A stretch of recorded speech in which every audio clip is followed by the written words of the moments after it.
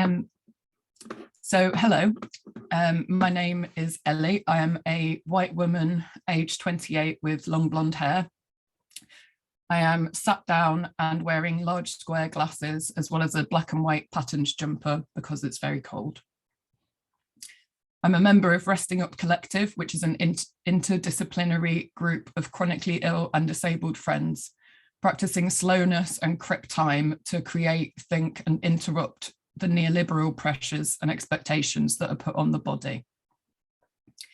Bit of housekeeping, the session is being closed captioned, however, the technology isn't perfect. So if there's anything you'd like us to clarify, please just email theremotebody@gmail.com after the session. Please also keep your microphones turned off.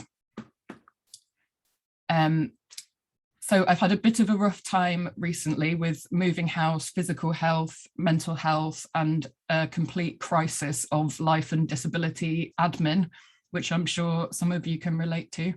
So today's talk is, like me, quite rough around the edges, as are the sketches that I'm going to show you shortly. So the talk is roughly called Mapping the Body.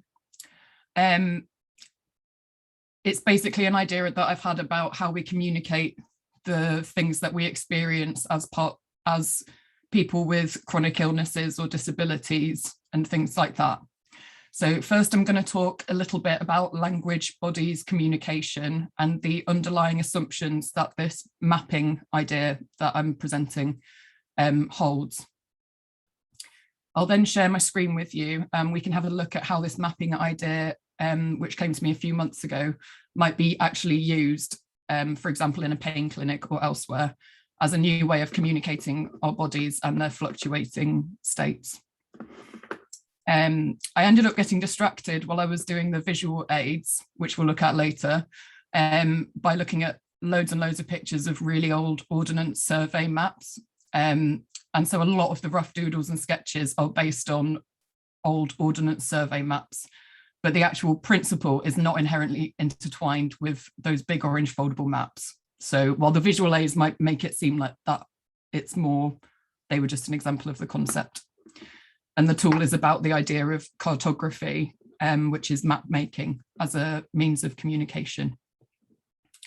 After this, there'll be time for a Q&A. So I look forward to hearing your questions. The talk's not very long, partly because I'm still working through the idea in itself, and partly because I really want to know what you guys think and would like to have a conversation about it. So when it goes up on YouTube, I'll have finished the accompanying presentation as well as a handout and a transcript. And these should help to illustrate some of the things that I'm talking about. In the meantime, there's a very brief handout that I've made that just has the names of key references in it. I've just put the link in the chat. It's just a Google document, just for reference after the talk. I've also got a bit of a cough, excuse me. So there are thousands and thousands of years of written and oral evidence of humans across cultures testing the verbal waters with different vocabulary, different noises, in an attempt to successfully communicate their personal experiences of pain. The consensus after thousands of years of this seems to be that the situation of pain and language is yet another irritating tautology. So one of the key assumptions that this mapping idea takes is that pain is at the same time inescapably expressible. That is, we can't help but attempt an expression of our pain experiences. But pain is also inherently inexpressible. So it is outside the realms of verbal communication. In her book, The Body in Pain, subtitled quite appropriately, The Making and Unmaking of the World, Elaine Scarry says that pain shatters language, and she is one of many writers to suggest the same thing, pretty much. There's a great deal of literature that re-examines and re-explains why this is the case. One of my favourite books of all time is by one of my favourite philosophers, Gillian Rose, Zichrona Livraha, may her name be a blessing. she talks about this very fluently in her philosophical memoir, which is called Love's Work. There's some information on the handout if you want to look it up afterwards. The first quote that I wanted us to sort of listen to, because I think it sums it all up, is, "Medicine and I have dismissed each other. We do not have enough command of each other's language for our exchange to be fruitful." She says that we can never learn the language of medicine well enough to be able to use it critically or creatively, or in order to pursue alternative questions and conclusions. And I think that that's something important to bear in mind, because whilst this is about how we communicate our experiences, it's also worth bearing in mind that one of the difficulties for us is that other people will use language, doctors perhaps, about our bodies and our conditions that isn't accessible to us. So the language difficulty is both ways. The second assumption is that there is an infinite constellation of sensations and experiences, all of which occur under the umbrella of pain, as well as blending and mixing with other categories such as sensations, like pins and needles, for example. It's a very significant feeling, but not everyone would describe that as a type of pain. So the assumption is that there is no singular pain or pain experience for us to communicate. I have summarized these assumptions in that document if you lose track of what I'm saying, which I think I might lose track of what I'm saying in a second. So I'd like to solve this problem or present a solution to this problem using the wonderful writer Joanna Burke's concept of pain events. So she wrote a historiography of pain called The Story of Pain. And in it, she proposes that we need to form more just and more creative worlds through a narrative and less metaphorical way of talking about illness. She says, pain describes the way we experience something, not what is experienced. She suggests that the loss of agency of the person in pain is what occurs when we give descriptions like stabbing pain, for example, and that this can be avoided by thinking of pain instead as a type of event.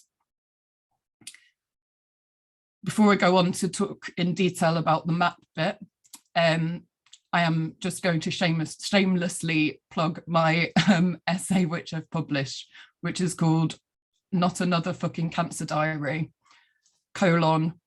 temporality and commitment in the literary event of cancer. That's not because I just want you to read my essay, but because that essay is quite specifically about Burke's idea of pain as a type of event. And so in it, I go on to supplement Burke's like historical narrative of pain with the philosopher Ellie Page's, I pronounced that wrong probably, philosophy of the event from being and the event. And this is in order to push forward her notion of pain events. So Ellie Page's philosophical concept of the event is basically something that happens, and upon its happening, it ruptures all the laws of being and appearance. It shatters the material world as we know it. There's a complete break of an established natural and social bond. By definition, this event is indiscernible and unnameable, and therefore can only be described through a narrative that first tells of the relation that has been ruptured. So in order to narrate this break, this event, you need to first narrate a relation. What is it that's breaking when this pain event comes through? And last quote that I'm going to throw in before moving on to the map is also from Joanna Burke, and is basically the essence of this talk. Pain describes the way we experience something, not what is experienced. So what I'm trying to look at with this idea of using maps and cartography and atlases and coordinates and things to describe our pain or our pain experiences or our pain events is that we're looking at the way we experience the pain, the where we experience whatever the sensations are, but not the what. It's not you know, that is a stabbing pain. It's not that is a such and such experience. So it's the way and the where, not the what. And yeah, it's this whole concept is sort of an homage to her ethics of a more experiential and narrative discussion of illness. As I mentioned, this idea is in development, so there are some inconsistencies and gaps that require more thought, which is why I'd like to talk to you about it. And in some ways, this idea is sort of like, it's partly like learning how to thematically code and analyze your physical self, which isn't what I intended it to be, but I realized partway through that that sort of is partly what it is. And it also borrows from the idea of mapping different like emotional states, which is a tool used by some psychotherapists in certain types of therapy, in particular cognitive analytic therapy. But I'll be able to say more about that in a bit. So why not test out a new way of communicating pain-related experiences? By categorizing them in ways that suit us, we may be able to provide a sort of survey, a map, an astronomy of our bodily experiences. We can map locations and experiences to a set of coordinates, creating a reference map, which will provide an atlas of experiences that we hold as individuals. This could even be created into a template which patients can use in pain clinics or with GPs or with friends and family. I am now going to try and share my screen with you so we can have a look at how we might have some visual aids. Oh, sorry, so we can have a look at my visual aids. Wish me luck as I try to share screen.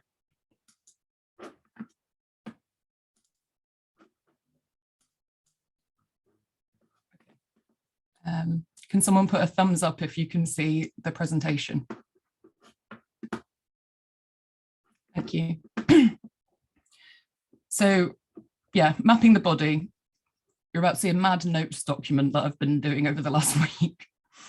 So this idea is based on using maps as a tool and a means on which we can transpose our own physical bodies. While I was writing these presentation and notes, something was trending on Twitter that was so relevant to what I'm talking about that I couldn't resist including it as a bit of light relief. So we are now going to watch a clip of Gino D'Acampo giving us pretty much a directly reversed example of what I mean by mapping the body. So bear with me while I try to share you this video.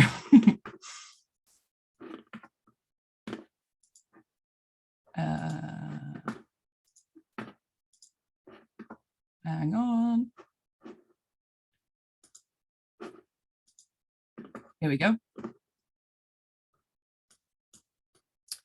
So yeah, this happened the other day on This Morning, apparently, but I was literally writing about mapping the body and things as this popped up on Twitter as a big controversy. Oops, you can't hear it, oh no.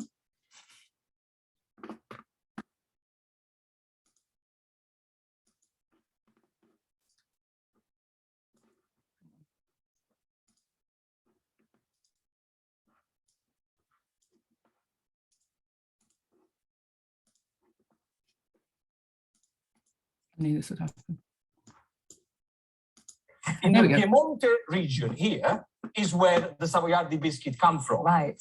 On the other side is Treviso. Treviso is where Ado come from. So it could be very, I think it could be the truth, the fact that they got the Savoiardi. I'm really concerned if he's going to talk about Sicily here.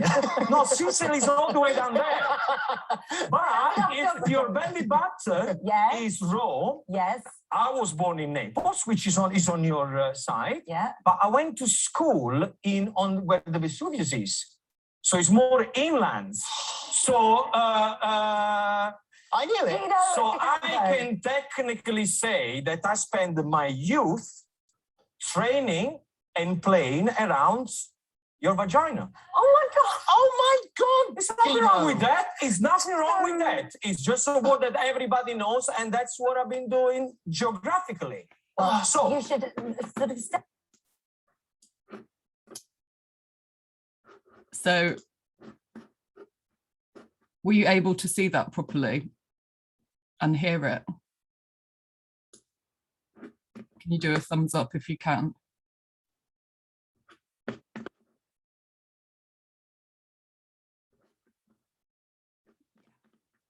So I had to share that just because it happened and was so bizarrely appropriate, not perhaps for morning television. I think the clip is actually followed by Philip Schofield shouting "morning Ofcom" repeatedly. But what he, you know, this part of your body is this physical area. We're doing the opposite. So as I said, I got distracted by looking at quite a lot of Ordnance Survey maps. You know, those big orange ones that unfold into like a sheet the size of a tennis pitch almost. Because I was trying to think of how we might actually use these in a clinic or something. Oh, sorry, I just saw the chat. Yeah, I know, Gino's just on one, isn't he? So what I'm taking you through now are some sketches and doodles from my thinking process. So it's not like an actual suggestion of how this should be done, but it's kind of examples of how I was working through the idea of how it might be done. So part of what we're looking at, so we're looking at the way and the where of these experiences that we have in our bodies and these events. So you've got your body. Yours might not look like that. I don't think mine does, but the idea would be that you could draw a basic outline of whatever your body looks like. And this would be the sort of premise for your map. The example that I've decided to use for looking at some of the ideas around coordinates and things is arms and shoulders, basically, because whenever I tried to do this with another piece of the body, there were so many complicating factors that I got myself into a right tiz about it. So I've just gone with the arm for now. So yeah, you might shade off different areas here. Label them. So they're the labels. In fact, I've gone down here. Yeah. So if we take the right arm, for example, in terms of using the coordinate references, for my whole body, you might use the letters ME. Right arm, RA, left arm, LA, front of the right arm, RAF, front of left arm, LAF, back of the right arm, RAB, back of the left arm, LAB. The parts of the arm that I've marked off with these colours as lowercase a, b, c, d, e are shoulder, bicep / upper arm, elbow, forearm, hand. So for example, if you were explaining something, my right shoulder, especially the back of my right shoulder, that would be written as a coordinate that's like RAB.A, and that would be the coordinate. While I was doing the research for this, I found this body map chart, which was in this like guidance document by the Chartered Society for Physiotherapy. And they basically used this body map. It seemed to be specifically to do with like workplace injuries and occupational health assessments and things. So in their way of using this was to get their patient to colour in or stickers, I'm not sure where they put the stickers, different problems. So they had red for pain caused by work, blue for pain experienced through work, but not necessarily caused by work, and green for pain experienced by things totally outside of work, but that is made worse by your work. So that's just an example key of how apparently this is already used in some places by some physiotherapists. So as I said, it's difficult to like make sense of the experiences that we often want to communicate to other people, because they're not always pain and they're not always exhaustion. They're not always as simple as even being within the same category of sensation. So I thought about this a lot, and I don't think I've come to the right conclusion, but I separated those sorts of experiences into the categories of pain, exhaustion, numbness, tingling, and physical. Physical, I mean like shaking or tremors or a twitch, something that is physically happening that you can describe, because that can happen sometimes without you necessarily feeling the sensation. So when I was looking at pain, so much has been written about pain and language. I broke it into this Venn diagram, which I think I did neater down here. Yes, I did. So it seemed to work as like the ways that we describe pain, often what we're trying to convey to someone else seems to be a mixture of what the sensation feels like. So stabbing, for example, the intensity of the sensation, so sharp, for example, and the rhythm, so like twinging. And sometimes these all meet in the middle, particularly when we're also explaining time, the chronological aspect of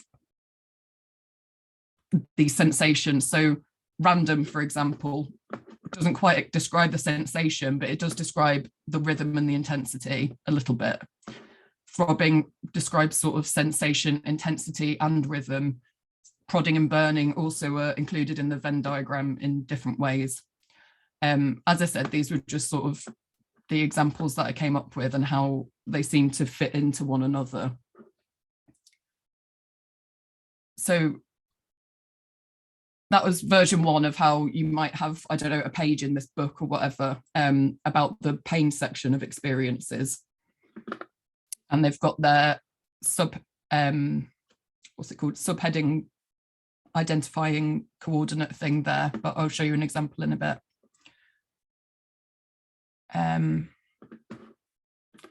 I tried to do the same thing after I'd done that for pain with exhaustion, but for me, it didn't, I'm not sure that the Venn diagram was actually the best way of describing those experiences. I sort of tried to get them to categorize them between like discomfort, change, and weight.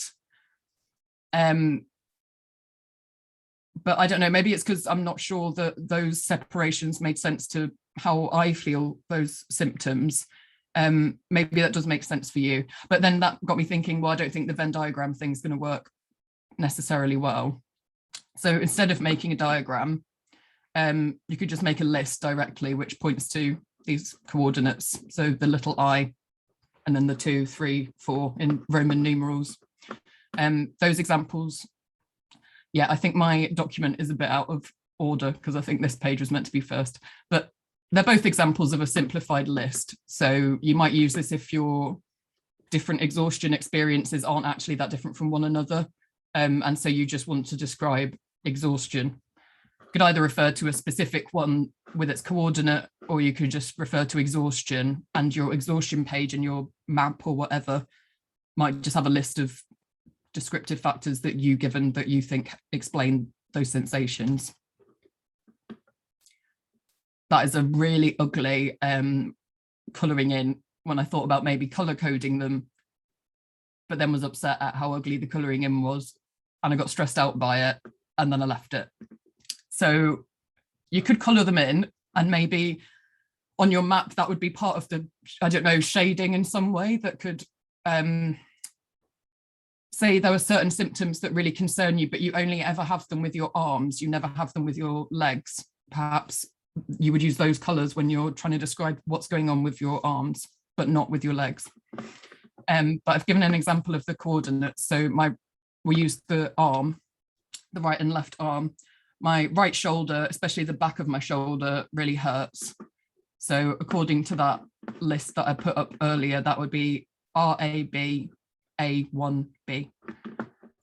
My right shoulder, especially the back of my shoulder, feels really exhausted and heavy. That would be RAB A2, which would just mean all of the exhaustion, or RAB A2I, which would specifically mean heavy. This jumble, I don't even know what coordinate this was that I was writing down at this point, but this is the bit that's a bit more like the mapping of psychological states that is a therapy tool in cognitive analytic therapy and lots of other psychodynamic talking therapies. I was thinking part of the point of why it might be useful to give these seemingly complicated numbers and labels and things to bits of your body and experiences is that you might regularly get a set of them that you describe in a certain way. So, for example, I think for me, a fibro flare or a bad fibro flare is what I would call like a constellation or a collection, or you could go anywhere with the metaphor, a region, a country, Sicily, Gino's example. And if you can record in detail on a page, like what happens when you have that kind of flare and that kind of set of experiences, you could just refer to that particular, flare, like fibro flare, directly without having to name individually all of the things going on. You could sort of collect what experiences you seem to regularly have together in groups, which could potentially be a good like tracking tool just for you as well. And I think you should also, in the design, if this was to be made into a tool of some sort, personalization would be like really important. And I don't know, including your own art, but your own phrases of how you usually describe that pain. Because I know I've got a few unusual ones, but that I've used for like years. There's a specific type of endometriosis and frozen pelvis related pain that I have, that at some point when I was like 17, I just visualized it as though there was a big ball of blue tack in my sort of lower left abdomen that someone's trying to pull a bit of blue tack off. And so they're like pulling this blue tack off. And if you try and say something like that in a clinic to a doctor or a nurse, it's not very often that they listen past me saying the word blue tack. So, but I think it's important to include the way in which you describe those experiences in your conversations with people who are involved in your pain management, or people that you spend time with who you want to understand what it is that you go through. So for the fibro flare example, the coordinates would be ME for me, and then 1B, which I think is pain, ache, pain like dull aching, and then 2, and then all of 2 basically. So just all the exhaustion ones about it being, and so that would say feeling really exhausted and heavy with everything aching in a slow, dull way, which I also call feels like I ran a marathon yesterday, because that's what I think it feels like. It feels like I wake up and I've just run a marathon when actually I've, I don't know, ate a bagel and talked to my cat or something, not run a marathon. So that's the kind of constellation and coordinate idea. Then I was trying to, because I've got lots of neurological problems, so I was like, how would you include that, or how would you include something where the experiences that you need to convey aren't directly related to a specific like physical or geographical location on your body? How would you incorporate that into this kind of idea of a means of communication? So I got as far as putting a list of diagnoses, and then I sort of thought about the ways in which different neurological, obviously this is just mine, and the idea is that everyone's would be different. I had the idea of creating sort of like a template of your neurological experiences, which might include like brain fog, attention, sleepiness, memory, confusion, hallucination.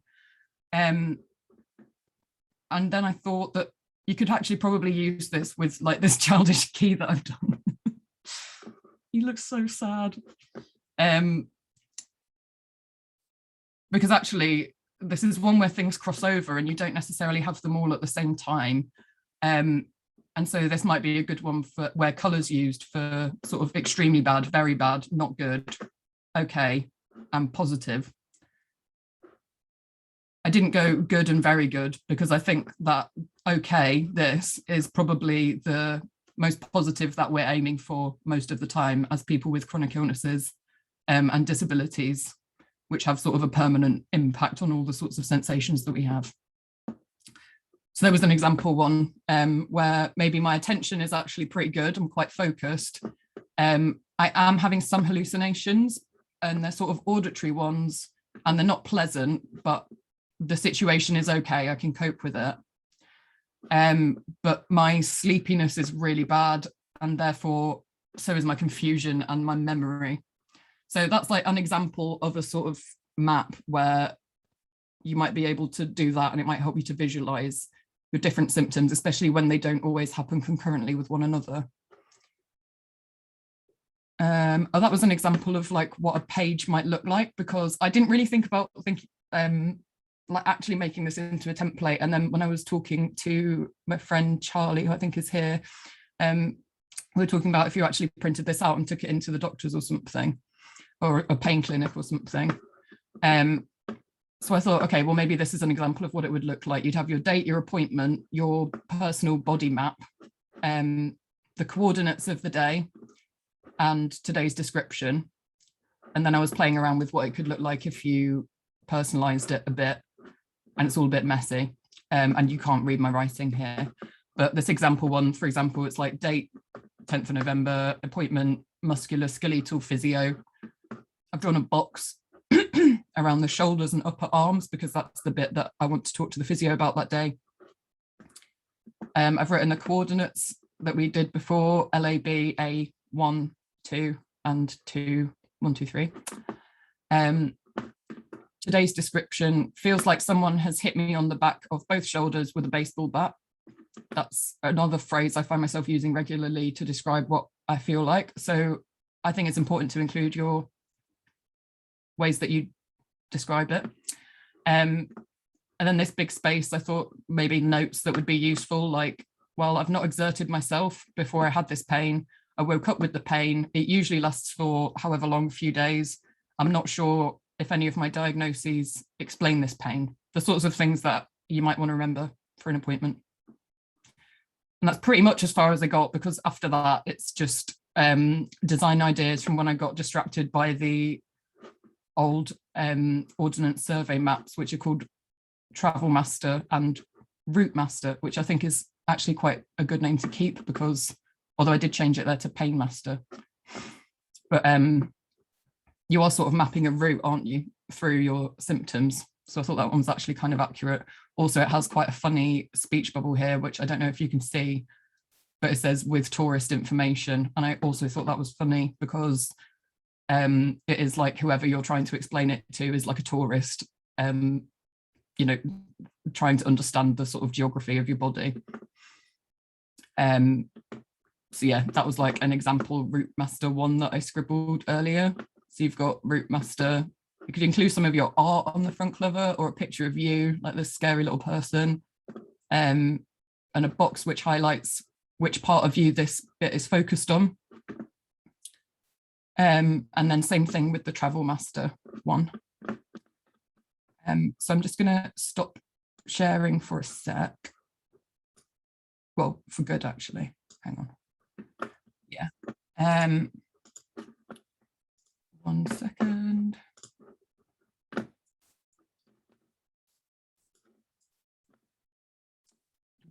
Yeah, so that's it basically. And I know that that was a bit of a mad tornado, but before I finish it and open up to questions, I just want to acknowledge some like limitations and considerations that I had while I was trying to come up with more details about the idea. One was that it felt a bit like, to me, I get really annoyed when people say that they're really interested in qualitative research, but then the methods that they use for analysis, this usually happens in psychology and sociology, but the methods they use in the analysis basically turn the narration of an experience that's happened in an interview or whatever into a series of numbers and codes, and in my mind sort of destroys the big picture and the context, because now it's all just thematically coded and put in a spreadsheet sort of thing. And it did cross my mind while I was trying to figure out how this map idea might be useful, that maybe that's all I was doing as well, and therefore it defeats the point. Also, if this were to be used as a tool, it's another thing that requires a load of unpaid emotional labor on the patient or us, on our part. It also requires patience and time on the part of your audience, whether that's friends, family, housemates, doctors, clinicians, nurses, etc. And also it could obviously get really complicated if it was used in a full large form with your whole body, because it already potentially is really complicated. So perhaps what might be better then is if this is sort of tried out as like a sort of creative health project, where we create these maps over time for personal use and utilize our own creativity and how we want to physically or digitally create and share these experiences. The thing that made me think of it, I think to start with, was that I remembered a conversation I had with someone years ago, and she was saying that she had a health emergency booklet that was laminated and kept in her kitchen, and another copy at work and another copy in her bedroom. And it basically, she'd just written specific descriptions of what her different emergency states were if she needed help for one of her health conditions, what they felt like, and what to do in said situation. And that just stuck with me because I was like, that's so helpful. And I've been meaning to do that for years, but why haven't I? And the answer is that as soon as you put pen to paper, you're like, well, how do I explain that bit? How do I try and convey this? What do I need in that situation? So I think that's where the mapping idea came from, because at least then there's a reference or a framework for you to sort of look back on, so you don't feel lost for words. That was my strange presentation. I hope that wasn't too bonkers for you, and thank you for listening. And if you have any questions, I'm very happy to answer them. I might not know the answers, but I would like to hear them anyway.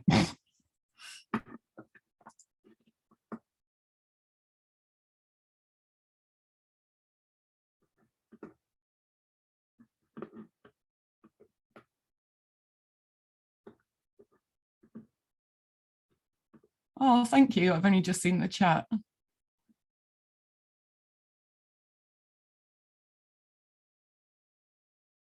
Thank you.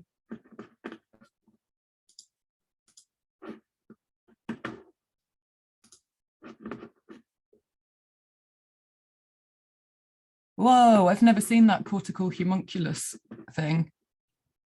Am I allowed to unmute? I know I just did it, but yeah, I've read about it, but I haven't seen a picture like that of it. That's amazing. It's really, it reminded me of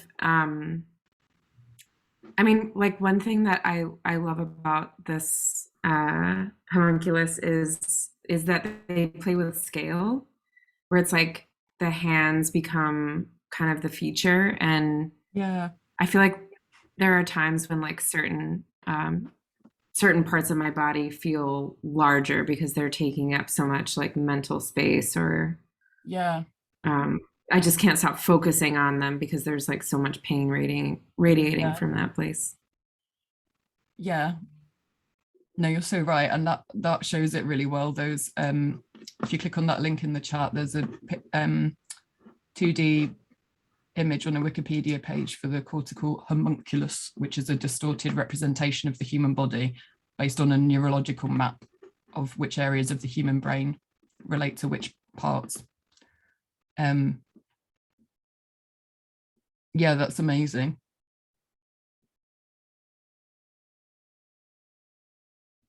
And then also, what would that mean in reverse for the map? Because like, how would you decide how much area on a piece of paper to give different parts of your body? Would it all be in proportion to its own scale?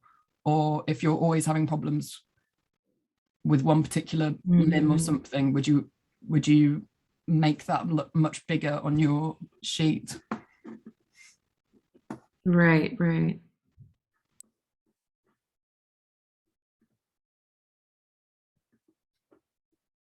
I've not heard of the hologram thing. That sounds cool. I could try and explain it very briefly. I'll probably do it badly, but it's an idea of kind of you become the center of a constellation of maybe 3 people, and they take care of different aspects of your healthcare. And then those would then have their own hologram of 3 people that then would take care of different aspects of their healthcare. So it becomes kind of a self-sufficient thing in some aspects, but then of course that doesn't, can't account for certain medical care, and I'm sure that it does, and I just can't remember how it does that. It's an interesting book in terms of like radical healthcare and support systems. I'm definitely going to read that. I love the idea. I'm not sure I would.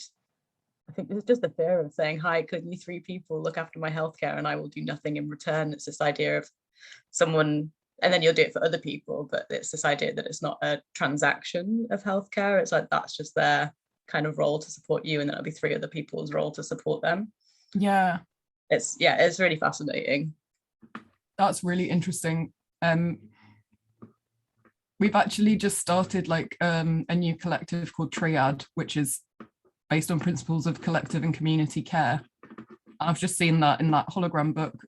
It's also literally 3 people, a triangle, meet on a regular basis digitally or in person, which is kind of exactly what we were doing in our idea. So that's amazing, because I didn't realize that this book existed. Is my practice part of some academic research? It's part of a hobby of academic research. My actual academic research is in, I'm a psychology postgraduate, and I research social and alternative approaches to understanding psychosis. So I'm doing some work about Hearing Voices network and groups at the moment. So that's what my actual academic work is, but I would like to do more medical humanities things as well, just because it's really interesting.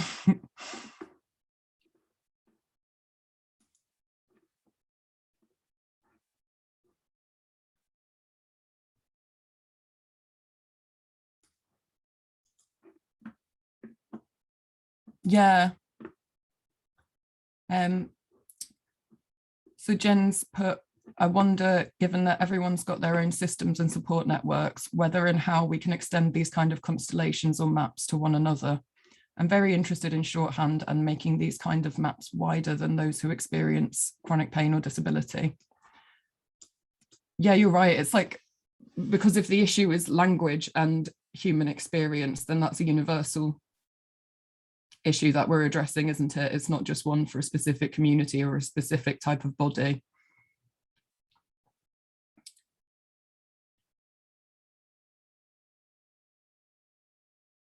It would be beautiful to have an archive of different people's approaches, diagrams, maps, language. It's hard, isn't it? Because then even within this idea, it's like the only reason that, because I don't know, it seems to be the consensus that our ways that we try individually to describe what's going on aren't satisfactory, either in that we don't feel that we've communicated our experience satisfactorily, like well enough, or because the person listening gets the wrong end of the stick and doesn't understand what we're trying to explain. And then you end up in a situation where now it feels a bit like, well, why am I now putting all this effort into creating a universal reference system so that people that aren't me can understand my experiences, and so that we can all, you know, fill in coordinates from the same template to make it easier for other people to listen, when actually maybe it's the listening that's the problem and not the words. Yeah, and like prioritizing able-bodied people, and then it's like or abled people, and then again it's us putting the effort and the work in to make unpaid, and it takes hours and it's stressful work as well doing health admin, because you know it's not a particularly fun way to spend your afternoon just like listing everything that's wrong with you. Sorry, I'm just trying to follow the chat as well.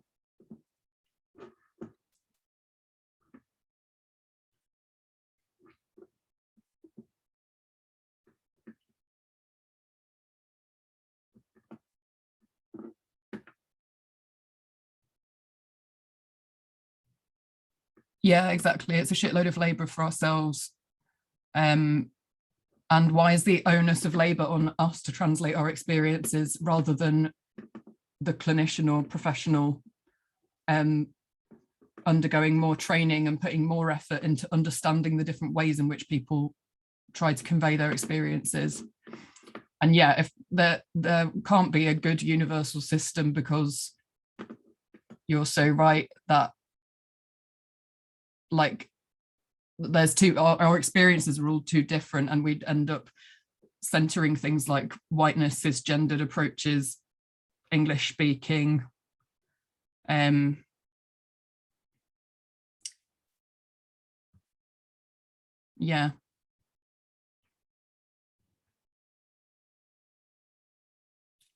Yeah.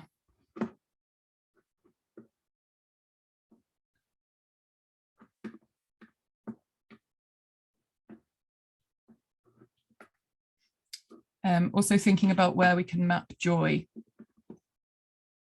on the chronically ill disabled body, which often feels so absent. Yeah, I was thinking about this yesterday because, yeah, exactly, as like a counter to how we're medicalized in most other situations. I was thinking, you know, that satisfaction, like universal satisfaction that gets used in, well, like Western universal satisfaction that gets used in adverts a lot, of like someone, you know, there's someone rushing about on their feet all day and they've had a busy day, an able-bodied person, usually a white man, and they're like running around on their feet all day. I'll find some exact adverts to show what I mean. And then the advert is for either like gravy, like Bisto, or tea or something. But the moment of catharsis for you, the audience watching it, is like when that person then goes to the sofa and sits down and like breathes a big sigh of relief and reaches for their mug of Bovril or Bisto or tea or whatever the product is that's being advertised. Do you know that trope that I mean? The sort of the sense of relief when you finally get to, in this case, sit down after not being able to sit down for so long. But I think one joyous thing about our bodies, for me, is I get that feeling probably a lot more often than other people, because then it's the flip side of the fact that I'm in more pain and more uncomfortable most of the time than an abled person. So pretty much any time I sit down, it feels like I'm landing in a bed full of pillows, just because I'm so happy and relieved to be sat down. So maybe that's some kind of joyous experience that we get that's like exclusive to our bodies. I don't know. And yeah, it's also hard because because the concept of a map is a bit never ending, isn't it? It's like if we stopped at the physical thing, then we wouldn't be, it's impossible, because we need to acknowledge the neurological symptoms that come along with lots of the other things going on. But then if you're including sort of abstract, like physically abstract things like brain fog or something, then do we then venture into emotions? And then if we venture into emotions, then the map is going to be like could be a whole other giant folder that's just full of all these different emotional states and references and things. So yeah, I'm not sure what the answer is to all that.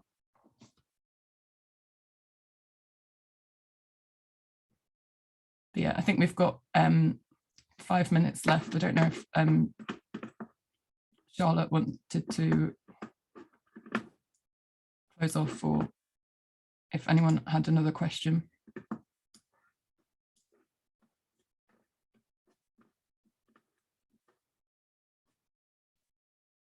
Thank you. I hope it didn't seem too nuts. But I'm happy that I was able to share it with you in this format. So thank you, Remote Body and Resting Up Collective.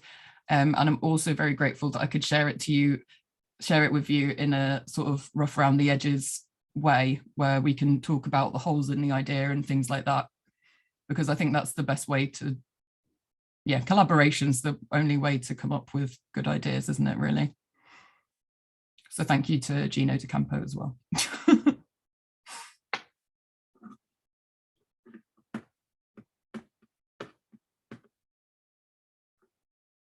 So yeah, thank you very much. And I think you'll get a link when these things are on YouTube, and I'll have finished the presentation and put things up on there as well. I'll just put a link in the chat quickly again for the like mini handout that I did.